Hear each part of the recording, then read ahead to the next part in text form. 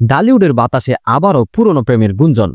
মঙ্গলবার সকালে চিত্রনায়ক আরেফিন শুভ ও নায়িকা জান্নাতুল ফেরদৌস ঐশী প্রায় একই সময়ে শেয়ার করলেন একই মেজাজের দুটি ছবি, যেখানে ঐশীকে দেখা যাচ্ছে শিউলি ফুলে আঁকা শাড়িতে, শুভর বুকে মাথা রেখে আবছা আলোয় ধরা দিয়েছেন তিনি। ছবির মাধ্যমেই যেন নিজেরাই বলছেন তাদের গল্প।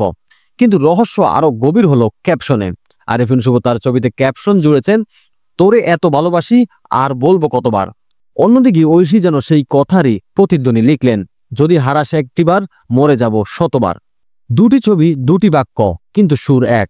আর ঠিক সেখানেই আবারও উকি দিচ্ছে পুরনো প্রশ্ন, শুভ ঐশীর সেই গুঞ্জন কি তবে সত্যি নাকি অন্য কিছু? এরই মাঝে শোনা যাচ্ছে দীর্ঘদিন আটকে থাকা রায়হান রাফি পরিচালিত এই জুটির আলোচিত সিনেমা নূর বায়োস্কোপ প্লাসে দ্রুতই মুক্তি পাবে।